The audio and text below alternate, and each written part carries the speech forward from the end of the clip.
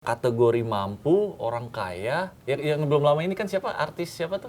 Sandra Dewi ya, yang masuk dalam itu daftar PBI ya? Iya, nah itu kan yang harus disoroti gitu. Kok bisa orang kaya dimasukkan dalam situ? Nah ini kan berarti ada pendataan yang salah. Akhirnya anggaran semakin bengkak dan jadi beban negara untuk membiayai. Dan kemarin Direktur Utama BPJS Pak Ali Gufron Mukti itu menyatakan bahwa rumah sakit tidak boleh menolak pasien PBI ini karena sesuai Undang-Undang nomor 17 tahun 2023 tentang kesehatan itu mereka harus menerima. Assalamualaikum warahmatullahi wabarakatuh. Kembali lagi hadir Sindoskop bersama saya Gaib Marto Sigit. Saya bersama 3 orang redaktur dari sindonews.com. Langsung saya perkenalkan masing-masing. Sebelah kanan saya, kayak tidak cermat kita. Sun Westoro. Anto Kurniawan. Saya Sucipto. Nah, kalau Anda suka membaca sindonews.com, Anda akan membaca banyak tulisan dari Mas Anto, Mas Sunu, dan Mas Sucipto. Kita akan bahas soal yang lagi heboh sekarang. Ada pasien BPJS yang lagi cuci darah, tiba-tiba darahnya berhenti karena tidak boleh operasi. Usut punya usut, ternyata keanggotaannya di PBI, penerima bantuan iuran JKN, itu sudah dihapus. Ada sekitar 15 juta orang dan sekitar 1000-an lebih itu lagi kena penyakit kronis. Heboh lah satu Indonesia, Menq, Menkes, Mensos dipanggil DPR, terjadilah perdebatan di situ. Sebenarnya siapa? Kenapa bisa terjadi? Saya mulai ke siapa dulu nih? Ke Mas Cipto dulu ya. Sebenarnya apa yang terjadi sih Mas Cipto dengan situasi sekarang ini? Kok tiba-tiba langsung di stop? Ada yang bilang, oh negara lagi nggak punya duit. Tapi kata Purbaya, anggaran tetap kok. Kita tetap lancar kasihnya. Iya, sebenarnya kalau saya melihat bahwa kebijakannya awalnya upaya untuk menekan kebocoran itu. Jadi di Kemensos itu ada program namanya DTSN, Data Tunggal Sosial Ekonomi Nasional itu. Nah, data tunggal ini nih harus jelas nih siapa penerima bantuan. Nah, dari situ mulai dilakukan penyisiran. Akhirnya, yang benar-benar layak gitu ya? Layak, betul. Nah, akhirnya ketemulah angka itu, gitu. Angka ada 96 penerima PBI. Penerima PBI 96,8 juta. Nah, setelah disisir ternyata ada sekitar 15 juta yang dianggap tidak tepat lah untuk menerima itu. Betul. Sehingga langsung diputihkan. Iya, dinonaktifkan dulu. Dinonaktifkan. Gitu. Nah, ternyata dari jumlah itu kan ada penerima orang-orang yang memang punya penyakit yang harus segera ditanganin kan. Nah, dari situ mulai rame tuh. Nah, itu awal mulanya. Mas, itu tiba-tiba dinonaktifkan tuh nggak ada woro-woro dulu. Kok tiba-tiba gitu? Karena ini pemerintah itu melihat bahwa yang 15 juta itu harusnya termasuk desil 5 sampai 6. Desil itu pengelompokan kesejahteraan masyarakat ya. Oke. Harusnya mereka itu ya nggak dapat gitu loh. Nah, sementara sekitar 50 juta warga Indonesia itu harusnya masuk PBI ini, tapi sekarang belum masuk gitu loh. Jadi masih ada 50 juta orang yang menunggu untuk masuk di sini. Nah, sementara 15 orang yang termasuk orang menengah ke atas yang harusnya BPJS Mandiri itu masuk di BPJS PBI ini yang harus dibayar pemerintah. Nah, itu siapa yang Kementerian Sosial. Bagaimana kita tahu bahwa 15 juta itu adalah orang yang sebenarnya harusnya BPJS Mandiri, bukan penerima PBI? Ya, dunia kan data tunggal DTSN itu kan menyisir masyarakat, terus diketahui penghasilannya berapa, terus mereka termasuk desil 5 sampai 6 atau 5 sampai 10 atau 1 sampai 5. Nah, ternyata mereka termasuk 5 sampai 10. Jadi dianggap mampu. Dianggap mampu. Nah, 15 juta ini ternyata di dalamnya ada 120-an ribu orang tidak mampu yang memiliki penyakit kronis tapi dihapus gitu loh. Jadi dia nonaktifkan. Kayak cuci darah gitu. Cuci darah, jantung, kanker yang udah stroke, stadium 3. kayak cuci darah itu kan kalau kita bayar sendiri tanpa BPJS, mungkin sekali cuci darah bisa puluhan juta ya Iya. biayanya ya. Dan kalau udah kronis kan seminggu bisa 3 kali cuci darah atau 2 kali gitu kan. Nah itu kan kalau nggak cuci darah ya nyawa taruhannya kan itu. Iya. Kan. Itu karena kotoran nggak bisa keluar. Nah itu yang jadi permasalahan di DPR kemarin hingga akhirnya diputuskan bahwa pemerintah akan menanggung semua layanan mereka dibayar pemerintah dan update-nya selama 3 bulan gitu loh. Sekarang ini. Iya, udah disepakati. Oke. Bro, menurut lu dari sisi anggaran Purbaya kemarin bilang tiap tahun dia ngasih angka yang sama. Angka yang sama. Iya. Untuk 2026 ini dianggarkan itu 56,4 triliun Untuk PBI. untuk PBI. Untuk PBI. Nah, kenapa kesannya Purbaya marah? Karena terkesan kas negara dibilang oleh Menkes seret gitu. Jadi pembayaran tertunda. Makanya pas rapat dengan DPR, Purbaya bilang duit kita banyak gitu. Dan Jadi ada beritanya Menkes Purbaya semprot BGS gitu ya. Sebenarnya bukannya nggak ada duitnya kan? Duitnya ada kan? duitnya ada. Nah, buat teman-teman yang selama ini bilang bahwa negara udah kolaps, duitnya nggak ada, makanya 15 juta itu dihapuskan. Sebenarnya bukan karena itu kan, bukan karena duitnya nggak ada kan sebenarnya. Iya, kalau dari sisi pemerintah ya Mas, Purbaya bilang kalau kita setiap tahun itu selalu membayar gitu. Tapi kenapa sekarang bilangnya seakan-akan seret gitu. Dia bilang kita rugi nih, image pemerintah jadi jelek gitu dia bilang. Terus dia jabarin anggaran untuk tahun 2026, terus sisa dari kemarin juga dia bilang ada sekitar 10 triliun yang masih ada di DIPA Kemenkes yang belum digunakan. Jadi ada dua ya, Kemenkes sama BPJS Kesehatan ya, disemprot sama Purbaya ya, dua-duanya kayaknya ya. Iya. Nah, Cip, sebenarnya ini kan bisa dibahas di sidang kabinet ya. Kenapa kok rame-rame itu? Mereka nggak koordinasi apa gimana? Nah itu sepertinya koordinasi lintas kementeriannya perlu diperbaiki kayaknya. Gitu. Karena kebijakannya juga dari tahun 2025. Itu tahun 2025 sekitar 13 juta ya. Iya 13 juta. Yang PBI JK ini yang dinonaktifkan. Tapi nggak ribut gitu. Nah pas yang sekarang ini ribut mungkin karena pas ada yang cuci darah itu ya.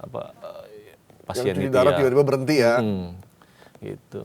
Dan berlanjut di 2026 ini ada update lagi dinonaktifkan.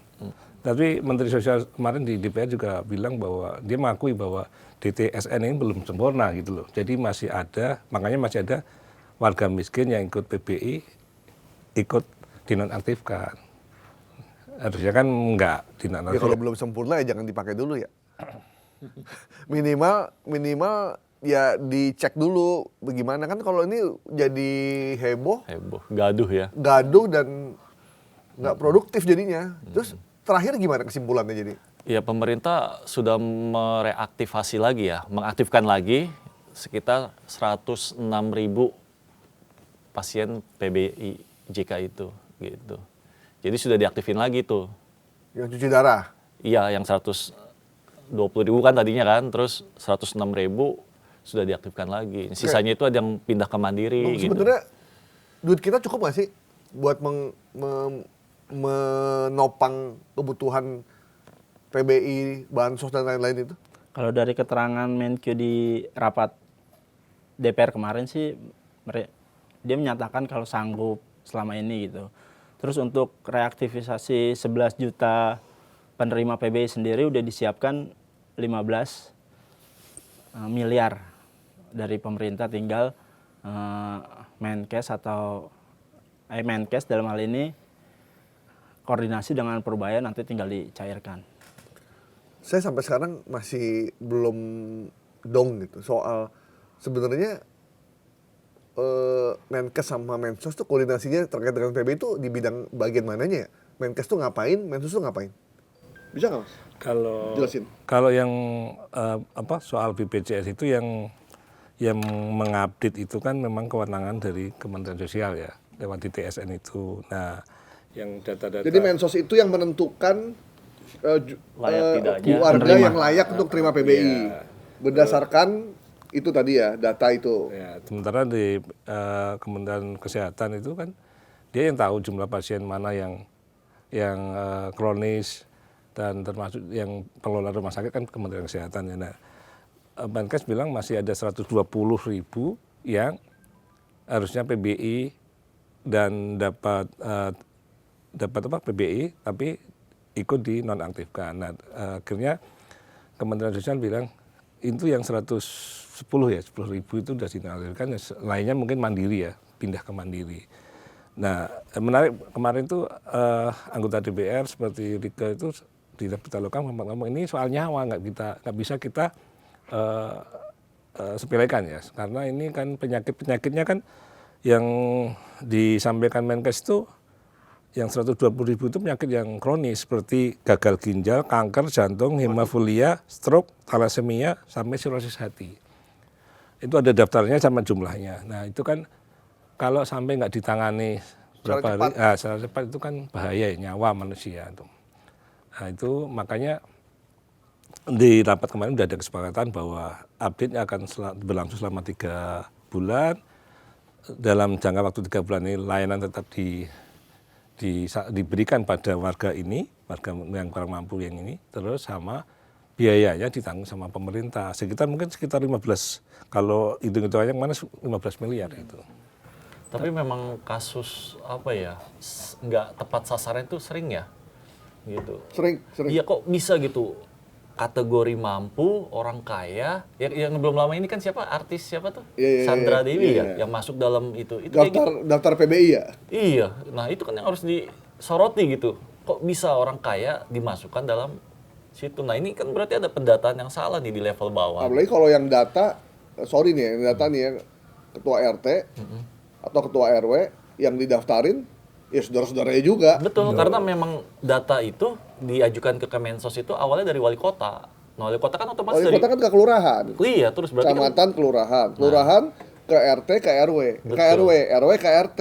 Ya RT masih apa aja yang dia mau. Nah, itu Gimana? itu. Lu mau sampai tadi?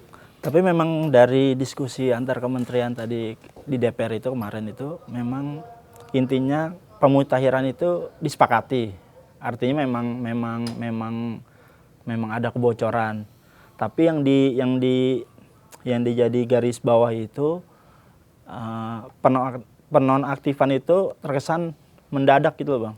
Jadi misalnya kalau masyarakat yang tidak mampu terus dinonaktifkan, mereka tidak mengetahui sebelumnya kalau Mereka udah dinonaktifkan ya?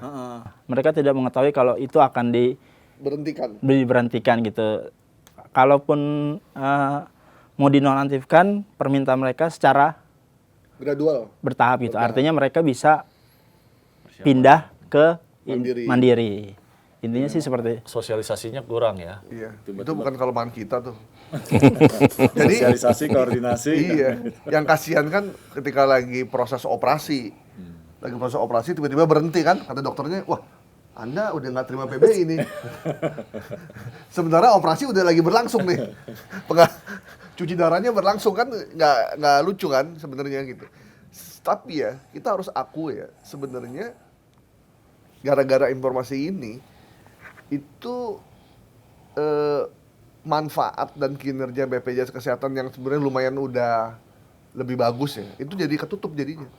Padahal kita harus akui bahwa BPJS itu sekarang benar-benar menjadi bantalan masyarakat di tengah situasi ekonomi yang berat kayak begini. Iya. Gitu. Ada beberapa teman saya bilang, "Wah, alhamdulillah ada BPJS. Kalau nggak ada BPJS gimana cara bayar bapaknya berobat?" Dan kemajuan berikutnya adalah beberapa rumah sakit yang menerima pasien BPJS itu juga udah mulai menerima pasien tersebut. Setelah kan sebelum-sebelumnya kita penerima BPJS itu kayak kayak dianaktirikan ya, dibanding asuransi swasta.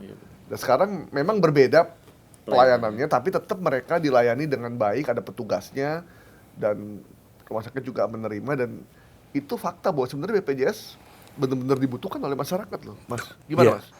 Iya, salah satu yang terobosan lagi itu terakhir tahun lalu ya, kalau nggak akhir tahun, awal tahun ini, bahwa pasien BPJS yang memiliki riwayat penyakit yang harus penanganannya khusus, misalnya harus langsung ke dokter spesialis gitu ya, itu nggak, kalau dulu kan harus vaskes 1, vaskes 2, vaskes 3 baru ke rumah sakit ya. Itu bisa langsung ke dokter spesialisnya gitu loh. Itu mungkin terobosan yang baru supaya ya jangan kelamaan udah sakit, kelamaan kan prosesnya ini kan bisa berhari-hari sampai ke dokternya spesialis itu kan. Itu kayak dipangkas sama Kementerian Kesehatan. Terus yang kedua, saya sendiri mengakui bahwa saya pakai ya kemarin BPJS untuk saya dan istri saya. Sekarang udah daftarnya juga udah pakai online, daftar sendiri dari rumah bisa misalnya saya ke fasilitas pertama, daftar, nanti antrian siapa, milih dokternya siapa gitu. Jadi lebih enak. Mau berangkat hari apa? Mau berangkat dari apa, itu pilih dokternya siapa. Menurut saya Jadi nggak usah antri-antri lama ya, karena udah bisa online sekarang. Iya, dan itu sangat membantu karena semua udah punya HP kan. Gimana?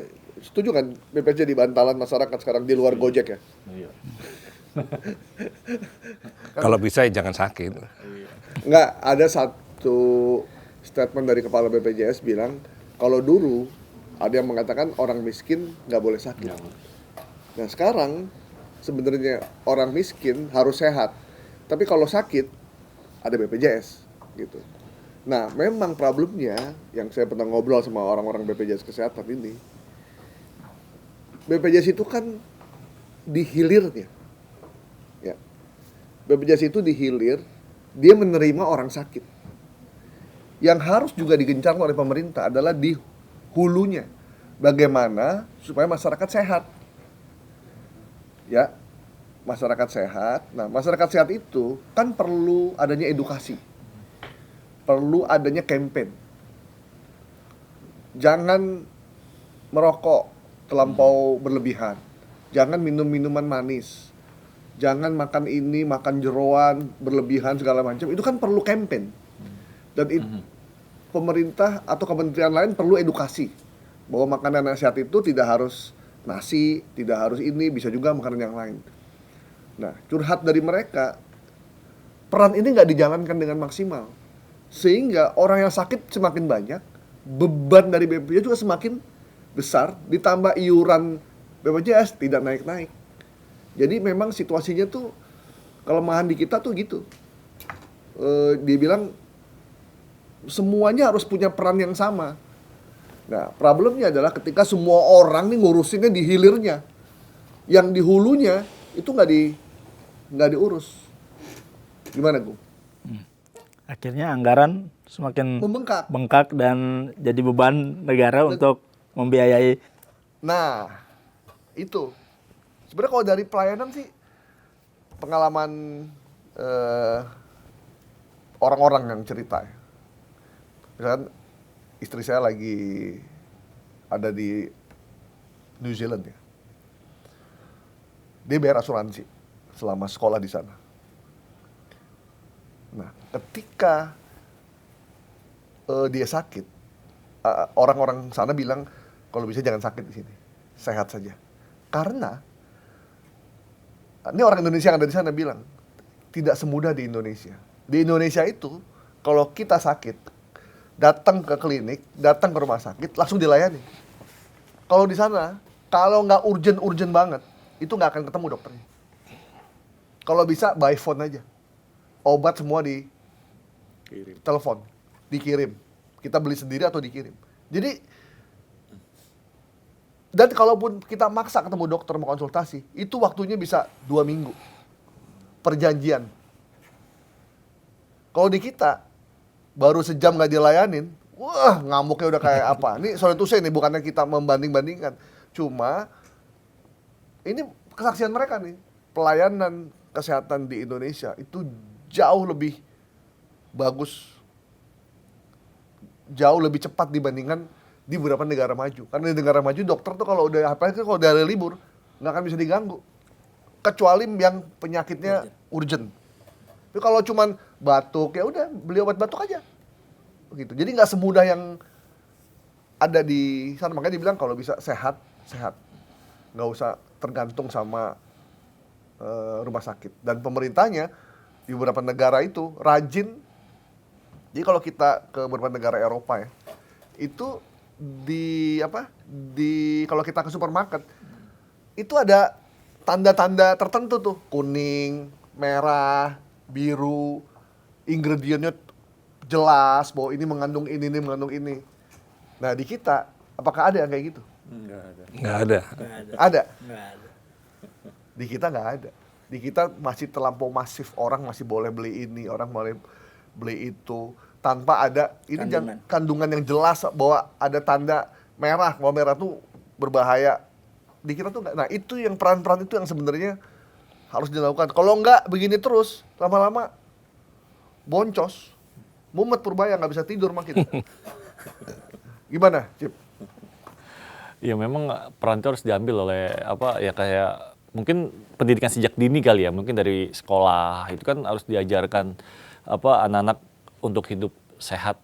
Jadi Lah gimana keluar sekolah cilok, bakso goreng, cilor, Itu bikinnya di pinggir jalan, terus kikil, bikinnya di bawah, apalagi bakso cilor, maklor, basreng, kayak gitu.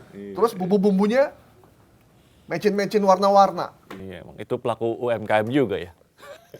Ya bukan, maksudnya kan pihak sekolah pun nggak berdaya. Saya pernah ke sekolah anak saya kan, Pak, ini makanannya berbahaya. Tapi dia jualannya di luar sekolahan, Pak. Tidak di dalam sekolah kan nggak boleh kan? Di dalam sekolah tuh nggak boleh ada makan makanan yang nggak sehat. Tapi dia jualannya di pinggir jalan, yang bukan kewenangan sekolah, itu kewenangan Pemda. Pemdanya juga tidak punya pemahaman tentang makanan sehat di sekolah. Akhirnya udah apaan aja dimakan. Makannya basreng, minumnya limun berwarna. Cakep banget kan? Anaknya akhirnya panas dalam, tenggorokan, radang tenggorokan.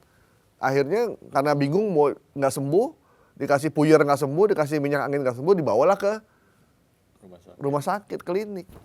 Karena anaknya sakit, udah sakit duluan, makin parah bawa ke rumah sakit. Pakai PBI, habis lah. Ini yang terjadi sekarang. Gitu. Gimana Bang? Ya Kan punya anak kan? punya. Nah emang susah ya di lingkungan saya sendiri itu. Anak usia 10 sampai 8 tahun kemarin tuh, tetangga itu ada tetangga perumahan tuh, ada dua orang yang di operasi usus buntu, masih kecil itu. Usus buntu? Iya, Waduh. karena terus kemudian kemarin anak sakit, terus saya sempat konsultasi sama dokter spesialis anak, bahwa itu juga kaitannya sama makanan yang dikonsumsi, bener kayak Bang Gaib.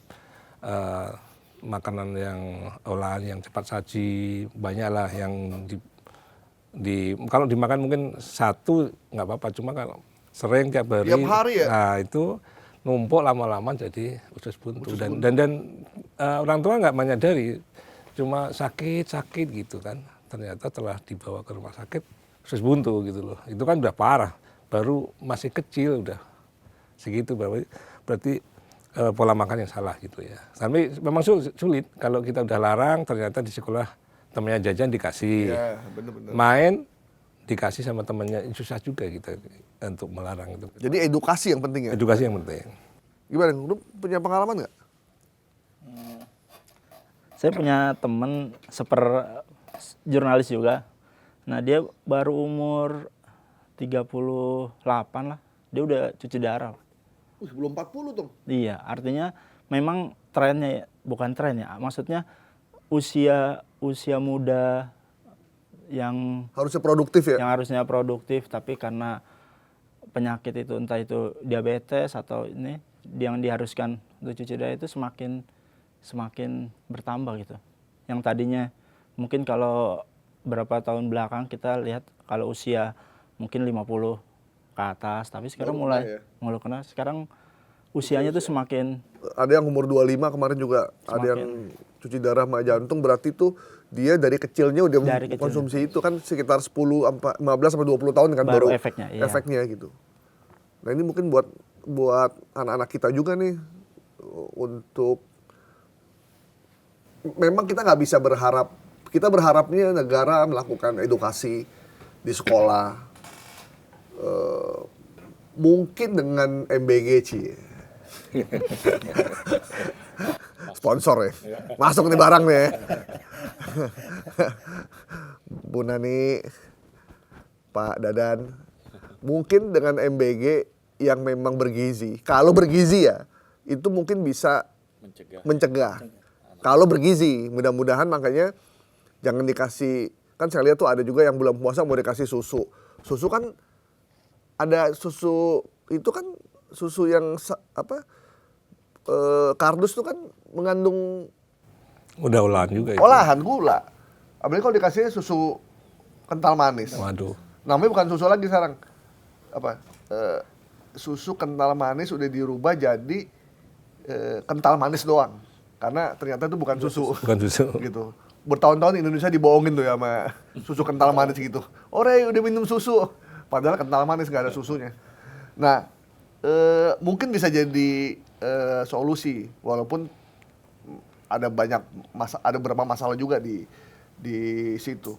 Nah, kita emang nggak bisa berharap dari pemerintah ansih doang. Kita mesti pribadi kita menjaga keluarga kita untuk hidup atau mengedukasi anak-anak kita untuk hidup dan makan dan minuman yang sehat.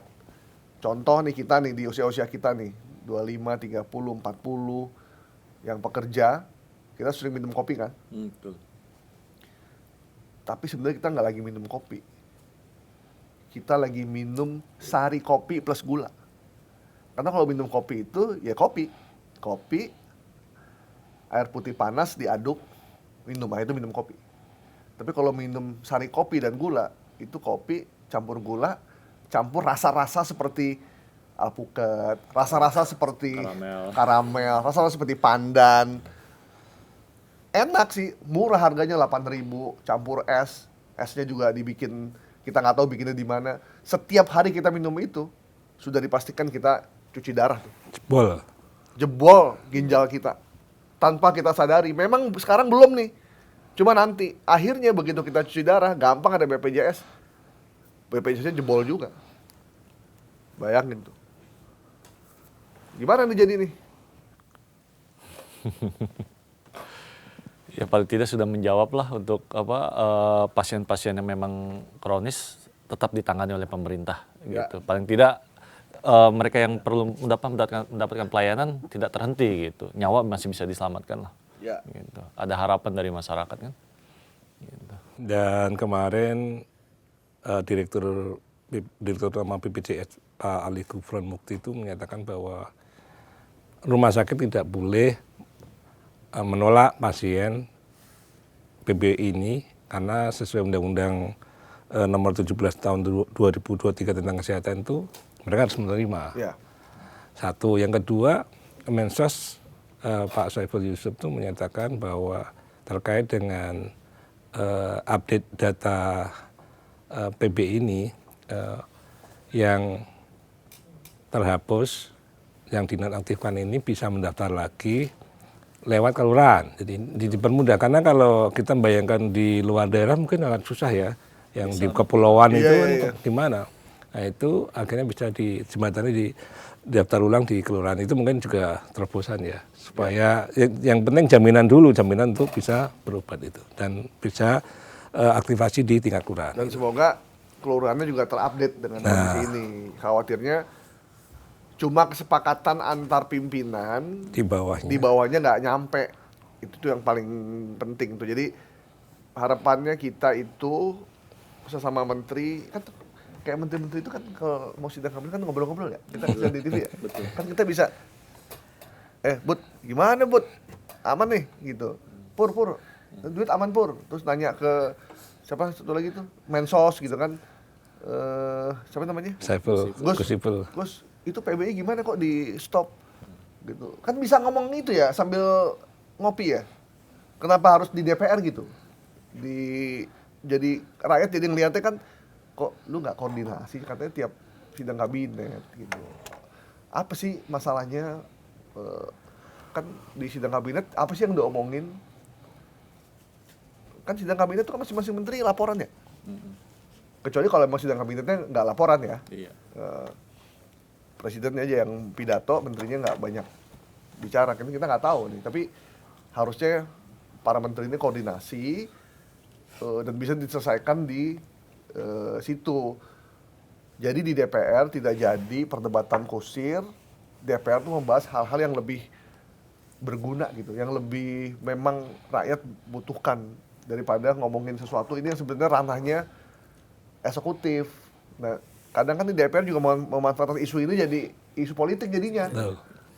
Buat konstituennya, buat segala macam. Memang walaupun memang ada yang niat tulus sih, cuma yang kayak gini-gini harusnya bisa diselesaikan secara eksekutif aja di meja di antara, kan cuma 4 menteri sebenarnya nggak begitu sulit lah, apalagi ini ngomongin rakyat. Jadi harusnya lebih baik lah kita untuk urusan ini. Dan cenderung permasalahan birokrasi ini kan.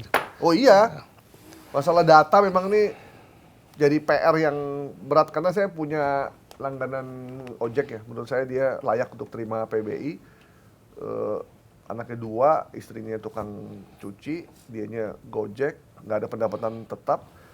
Terus kadang suka itu anakku udah taruh di BPJS belum nih karena belum bayar, nggak ada duitnya gitu. Anak kedua kan berarti kalau 4 lumayan kan Lumayan. untuk pendapat. Terus emang nggak dapat yang gratis, udah penuh kuotanya Nah, udah nggak ada kuotanya gitu maksudnya, udah habis kecuali yang satu udah meninggal. Lo jadi nyumpahin yang itu meninggal dulu baru bisa masuk gitu. Maksudnya jadi memang kuotanya dibatasin, ternyata nggak bisa sembarangan gitu. termasuk yang 50 juta itu nih berhenti. Iya, termasuk 10 juta yang harusnya nerima, cuman nggak nerima. Nah, memang sama RT nggak didata? Enggak, RT nggak pernah datang. Terus yang didata sama RT siapa? Nah, itu. Ya jadi itu, pertanyaan. yang kayak gitu-gitu tuh yang kadang Benahi itu. menteri nggak turun ke bawah, camat nggak turun ke bawah, deputi menteri nggak turun ke bawah, lurahnya nggak turun ke bawah, gitu. Ya akhirnya begini kondisinya. Gitu. Jadi kita khawatir nih untuk urusan data aja begini, apalagi kalau kelurahan disuruh pegang lembaga atau perusahaan profit seperti koperasi. Gitu. Makanya saya lebih setuju kalau koperasi kayak Merah Putih gitu ada pilot projectnya dulu di satu wilayah. Nanti ketemulah tuh bisnis modelnya, ketahuan bagaimana prosesnya, di mana kesalahannya. Nah setelah itu baru dikembangkan, oh kita nggak boleh begini, jangan dilakukan serempak dan semuanya belum tahu tentang koperasi. Oke, kalau jadi panjang urusan ini kalau ngomongin Jadi ke koperasi. jadi ke koperasi. Oke, thank you ya semua teman-teman, sampai ketemu lagi di Sindoskop untuk bahasan yang lebih menarik. Semoga urusan PB ini bisa selesai. Amin. Dan masyarakat Amin. yang lagi cuci darah, lagi operasi ginjal dan lain-lain bisa tetap berobat dan tertangani. Seperti kata Purbaya, duitnya ada. Jadi kita bukan cuma kaya bareng-bareng, tapi juga harus sehat bareng-bareng. Demikian, sampai jumpa minggu depan. Bye-bye.